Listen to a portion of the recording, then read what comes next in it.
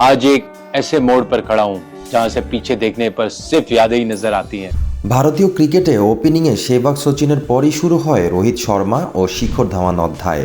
তবে 2019 বিশ্বকাপে ইনজুরির পর জাতীয় দলে আর ধারাবাহিক হতে পারেননি ধাওয়ান।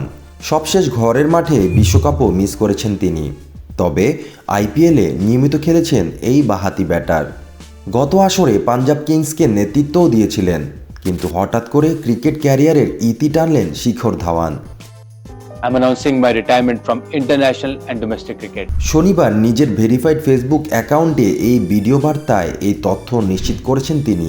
ভিডিও বার্তায় শিখর ধাওয়ান অবসর নিয়ে বলেছেন, জীবনে এগিয়ে যাওয়ার জন্য পাতা উল্টানো গুরুত্বপূর্ণ, তাই আমি আন্তর্জাতিক ও ঘরোয়া ক্রিকেটকে বিদায় বলছি।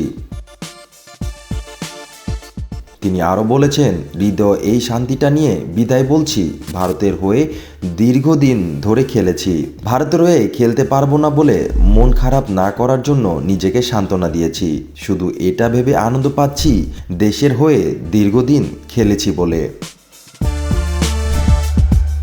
ধাওয়ানকে আধুনিক ওয়ানডে যুগের গ্রেট বলা চলে। এই ফরম্যাটে 8 ব্যাটারের মধ্যে তিনি অন্যতম, যার 5000-এর ওপরে রান, গড় 40-এর বেশি, স্ট্রাইক রেট 90+। এই তালিকায় রোহিত শর্মা, বিরাট কোহলিও আছেন।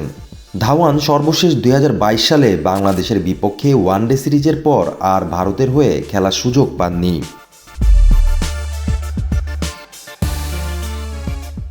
2013 সালে ক্যারিয়ারের সেরা পারফরমেন্স করেছিলেন ধাওয়ান।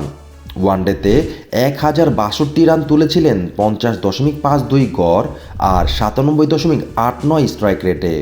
ভারতের চ্যাম্পিয়ন্স ট্রফি জেতার মিশনে সর্বোচ্চ সংগ্রাহক ছিলেন তিনি। 5 ইনিংসে 363 রান করেছিলেন, ছিল 2টি সেঞ্চুরি। তার ক্যারিয়ারের সবচেয়ে বড় ধাক্কাটা খায় 2019 সালে ইংল্যান্ডে বিশ্বকাপের মাঝপথে অস্ট্রেলিয়ার বিপক্ষে সেঞ্চুরির পর বৃদ্ধাঙ্গুলির ইনজুরিতে ছিটকে পড়লে।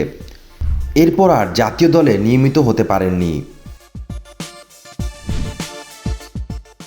তবে ধারণা করা হচ্ছে জাতীয় দলের পাশাপাশি পাঞ্জাব কিংসও তাকে ছেড়ে দেওয়ার সিদ্ধান্ত নিয়েছে, কারণ চলতি বছরের শেষ দিকে মেগা নিলাম অনুষ্ঠিত হবে। তাই কয়েকটা ক্রিকেটার ছাড়া বাকি ক্রিকেটারদের ছেড়ে দিতে হবে। তাই পাঞ্জাবও সেরা দল তৈরি করতে ধাওয়ানকে ছেড়ে দিয়ে বর্তমান সময়ের সেরা কাউকে নিতে চাইবে। আর এই তথ্য নিশ্চিত হওয়ার পরই হয়তো অবসরের সিদ্ধান্ত নিয়েছেন ধাওয়ান। आज एक ऐसे मोड़ पर खड़ा हूं जहां से पीछे देखने पर सिर्फ यादें ही नजर आती हैं।